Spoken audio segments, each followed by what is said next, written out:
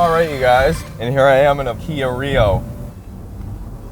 Alright, foot to the floor.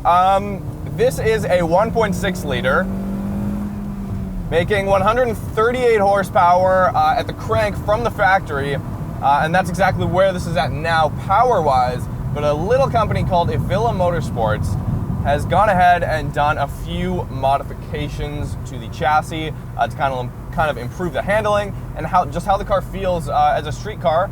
What it's got a sway bar on the back underneath that you can see, anti-roll bar, which was not there before and is there now. So it kind of tightens up the rear of the car, so it's not doing weird things in the middle of corners, especially on uneven road surfaces. So we'll see how that improves handling as well. It's got a strut tower bar on the front, which is all, hand welded and everything like that, and custom paint matched to the car as well. So you can see that under the hood. Obviously the Kia Rio is your commuter car. This is as slow as they get, as cheap as they get, while still getting, this is crazy. It has a heated steering wheel, first off, and it's got heated seats and everything like that. And it's a 6-speed manual. Now, I've been told that there were only 400 of these Kia Rios built with a manual, which is crazy. I mean, that's like half the production of a Porsche 918, right? Okay, so how far can 1.6 liters really take you? The answer is not very far, to be honest. Obviously, this car is naturally aspirated. I mean, you can get by with 140 horsepower in today's day and age, but just barely. You're really scraping by at that point. So when you shift gears, like when you go from second, let's say 5,000 RPM, 6,000 RPM, see the revs kind of hang there for a second. You really have to shift slower than is desired because the revs just kind of hang. And a lot of new cars have this, and Golfs in particular that I've driven have this as well. And they really just don't like it. But yeah, the shifter's all right. It's got this thing about it though that it's one of the traits that I dislike most if I feel it in a car. And the same with like a Mark IV GTI has this too. The shifter just feels light. The shift knob itself just feels light and cheap and flimsy. All right. Yes, the Mark IV GTI feels kind of the same as like a brand new Kia in terms of just how cheap and flimsy the shifter knob feels in your hand. I mean, when you get into a Viper or even a Supra, or like even my MR2 is robust. Like it feels robust. It feels like you're shifting mechanical linkage, right? Whereas this is kind of disappointing in that respect. It doesn't have any weight to it. Rev matching's easy. That's good. That's the good thing. There's a little bit of feel in the clutch pedal, which is good, which can't be said for a lot of other cars with 138 horsepower, brand new.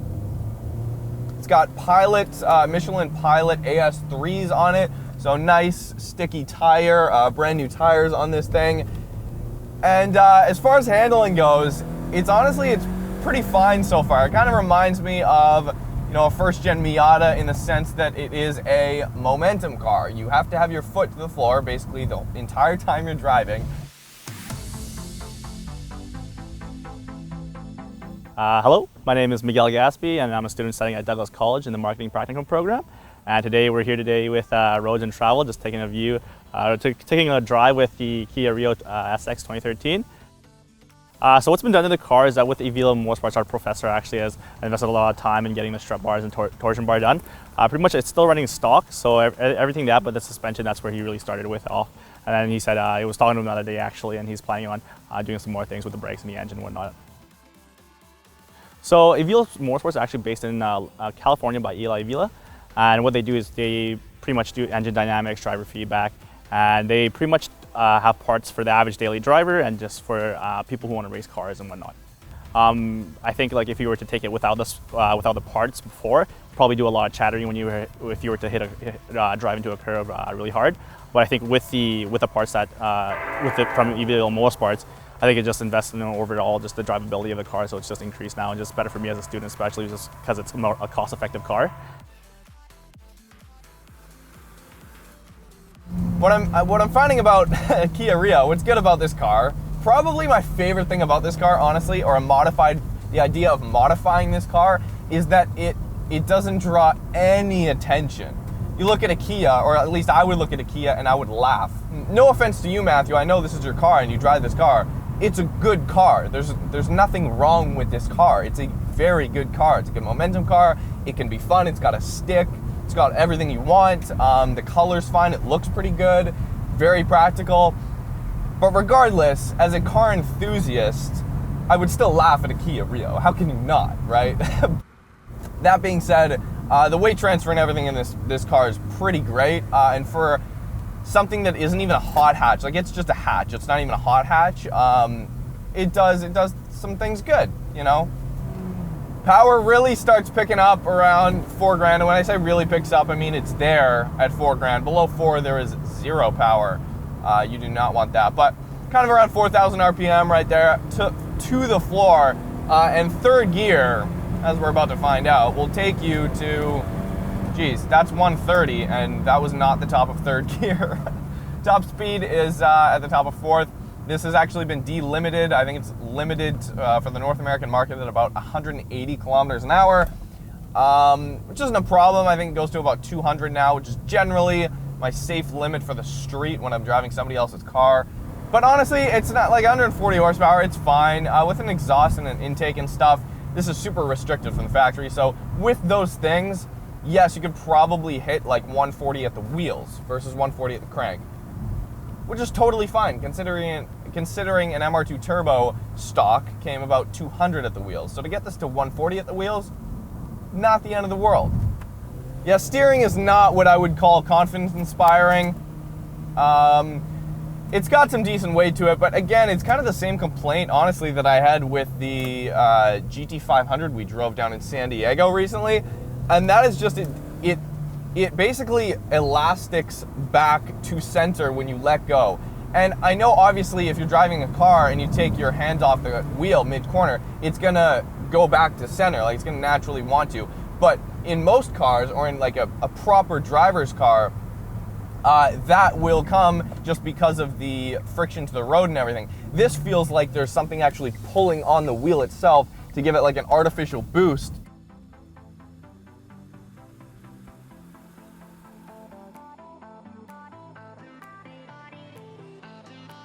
So our goal for Evilla Motorsports, or for the Evilla Motorsports team, is to really just bring brand awareness to the company. Right now, they're really in a niche market with Kia cars and Kia vehicles right now. So what we're trying to do is just to let people know with a car that they can actually modify it to a different to their liking, and just how they want the car to feel, and just more so just to build brand equity to users out there, and just for the average driver to more so have that experience in being able to customize their car and modify their car to that liking.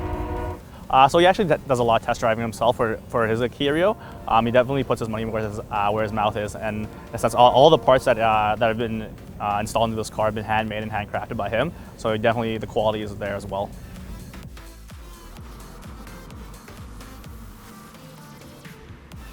It's still fun to heel toe. I'm really glad it has a manual. The interior of this car, not too shabby. You know, it's got all your stuff, as I mentioned. The color choice is actually not bad. It's not the end of the world in here, all right? The badge definitely throws you off, or at least from a car guy perspective, and I hope you guys are kind of in the same boat. If it didn't, I'd be a little bit worried. But the Kia badge throws me a little bit off, because Kia is not a brand that even is remotely motorsport focused or enthusiast focused. From the get-go. Like, that's not their priority. And this is my first time actually driving a Kia, and you know, I'm having a good time.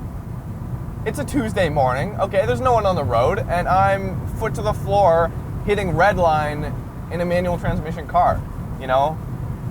Props to Evilla Motorsports, by the way, for taking a car that is built for commuter roads. Evilla Motorsports races Kias, and then bringing what you've learned from the racetrack and what can be improved to a chassis that actually can be very easily improved. With a few minor mods, this thing feels taut. It actually does feel tight.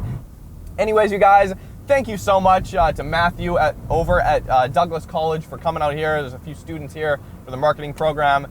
Thanks to Evilla Motorsports for letting us kind of take your products for a spin and see how it feels. I'm fairly impressed. For a momentum car with a hatchback, if you're on a budget and you just have one car, do with what you have, right? And that's exactly what they've done here. Subscribe if you haven't already. Go hit us up on Instagram, YouTube, and Facebook, and go check out Evilla Motorsports, all right?